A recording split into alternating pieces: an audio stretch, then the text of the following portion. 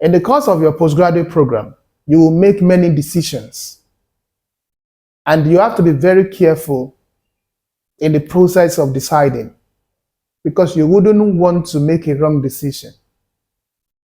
So one of the wrong decisions that people can make is to choose a wrong supervisor.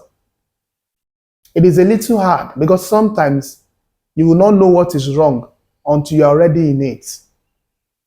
And that on its own is a problem. So wrong in the sense that probably don't have the expertise relevant to execute your proposal or the kind of experience needed that can help you in the process of your postgraduate program. Maybe they have not supervised anyone at your level before. They don't have that experience. Or they don't even have the patience of supervising students.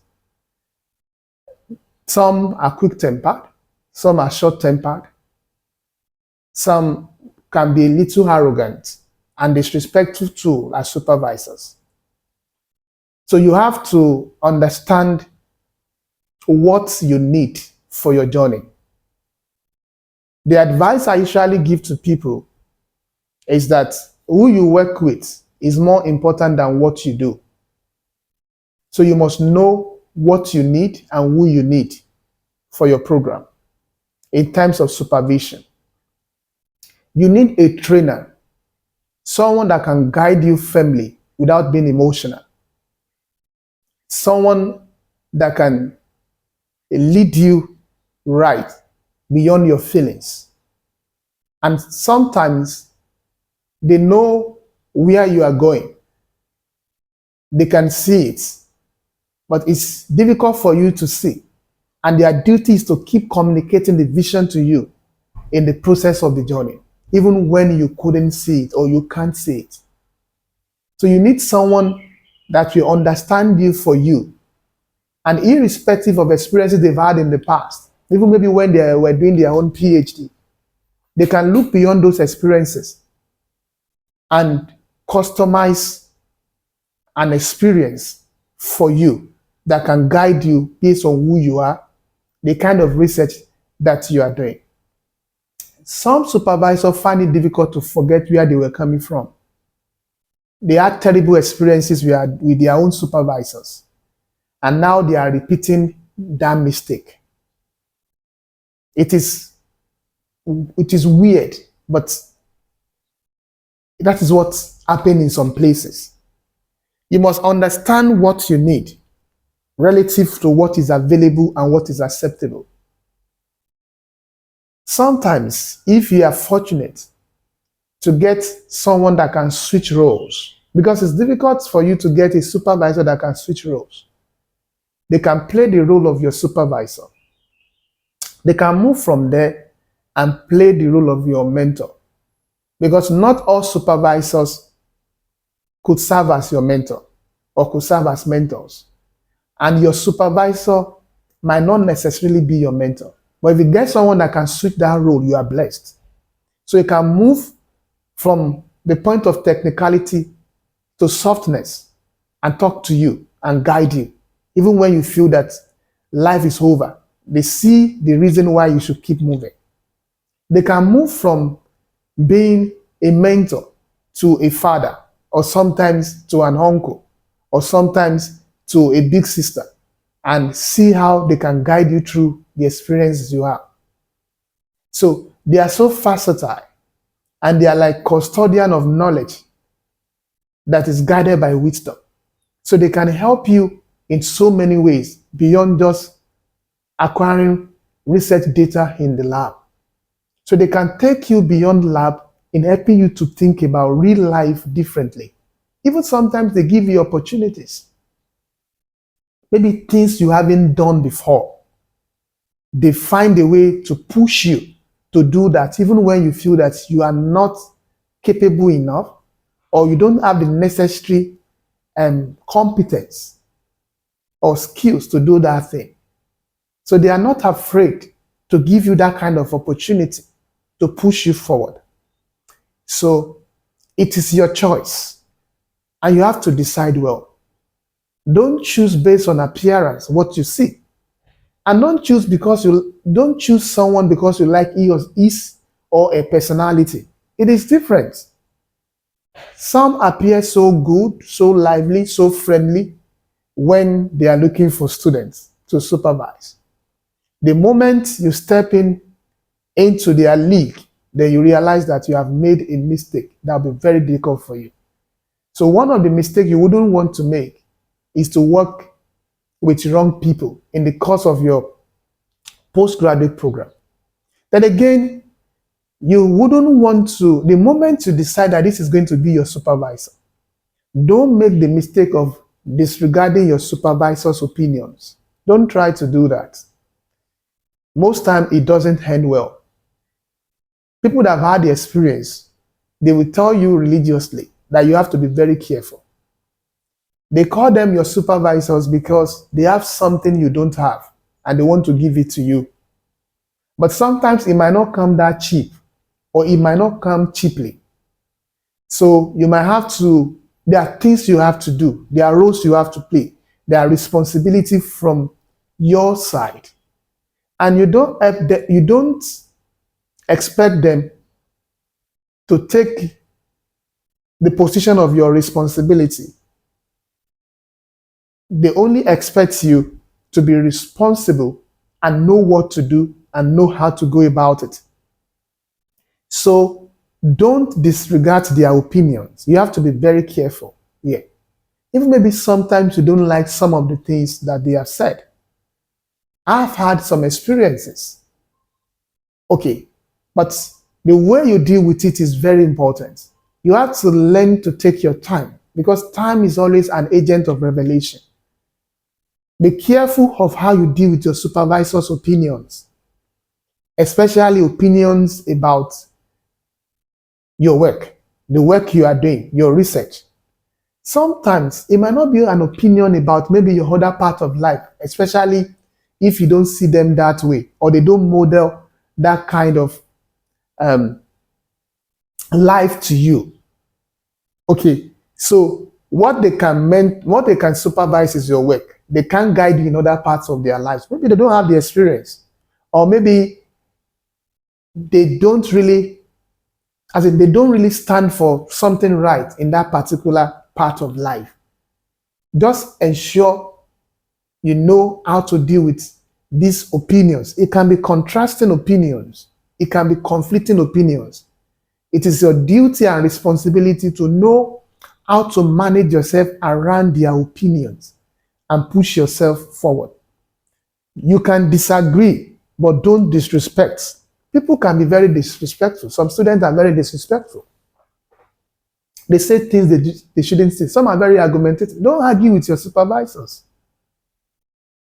Don't disrespect them. Don't go and say things that you shouldn't say. Even some supervisors can be very bad, and that is the word to use. They are bad. But again, you must learn how to work around it. Because at the end of the day, they might not have so much to lose. You might have so much at stake, especially in completing your program. Then you need to know the difference between expertise and experience. Sometimes people go for expertise against experience. So the advice I give to people is learn to balance expertise with experience. That's the way you can have a robust PhD journey or a postgraduate experience. Okay, learn to blend the two. The blend of expertise and experience will make you a successful candidate, a successful student. Then don't make the mistake of focusing so much on grades and credentials. I understand that your transcript must be good. You have to pass your courses. You have to do well. I understand that it must be good. You have to pass your courses. You have to do well. But again, you should rather focus on growing your career or growth, on you getting better. Don't make the mistake of putting yourself through stress without having a stress management plan. You need a stress management plan. You don't want to die. Your mental health is very important. The moment you lose your consciousness, your sense of sanity, it affects every other things that you have to do. So develop simple distressing tools and plan. How do you distress? Have a plan weekly. After you have worked in the lab from Monday to Friday, what do you do over the weekend that is going to make you distress? But for some people, after you have worked from maybe 8 a.m. to 5 p.m., by 6 p.m., 7 p.m., you might have a plan to distress. So have a kind of therapy that can help you to distress, because you wouldn't want to make that mistake in graduate school. Another mistake is people think that they still have more time. The moment you start your postgraduate program, the end has been decided. You don't have time. So you can't keep procrastinating. Do what you have to do at the right time. Don't sit there and feel like, oh, I have more time. I'll do this when I'm in my third year. Or I'm just in second year. When I get to fourth year, I will start writing. No. Start now. Don't procrastinate. Be disciplined. Deadlines can be very deceptive. Be disciplined. Deadline can be deceptive. It is good to work with deadline, but can you work before deadline and meet up when you should meet up? Mistake of intellectual balance. So you wouldn't want to make that mistake. You want to know so many things, but you want to balance it in such a way that it can be useful. There are people that are one-sided. They just know one thing. But you don't need just one thing in life. You need so many things. And that has to come from balance. And that is intellectual balance. Your ability to put things together, put facts and figures together, and know how to shoot from there. Always learn to strike a balance. Don't just bury yourself in your research alone. What other things can you learn? Probably about writing, about presentation, about communication, about journaling, about developing other, as in, what other things can you do so that you can intellectually balance your learning, and that helps you. Strike a balance, have fun, fulfill your dreams. Don't make the mistake of just focusing on your experiments. Learn to acquire skill that you can transfer. Acquire transferable skills. And don't say that mine is just to finish my PhD or finish my master's. No, that is not enough. You just don't want to finish. You actually want to finish well. You want to finish well. You want to do well. Because it's just beyond finishing. You should have a career plan when you are doing masters. What do you want to do after masters? Don't make the mistake and say, I just want to finish my masters. When I finish, I'm going to figure it out. No, you have to start figuring it out in the process of your masters. Have a career plan. People finish PhD, they don't know the next thing to do. They don't know if they want to stay in academia. They don't know if they want to go into industry. They don't know what they want, if they want to go into publishing. They don't know if they want to go into R&D. They don't know if they want to go. They don't know where they want to go. And it is terrible. Even people do not know if they want to do postdoc or not. Some people don't know what postdoc is. I've met people that finish PhD and 3, 4, 5 years, they are not doing anything.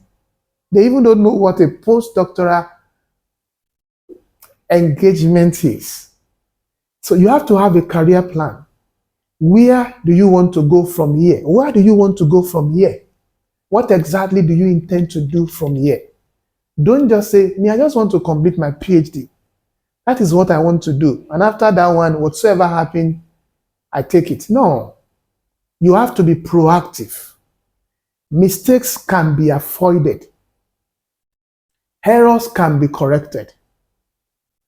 And you can have a PhD experience or a postgraduate experience or a master's program experience without regrets because you know how to avoid some mistakes, you know how to prevent some errors or how to resolve errors and correct mistakes.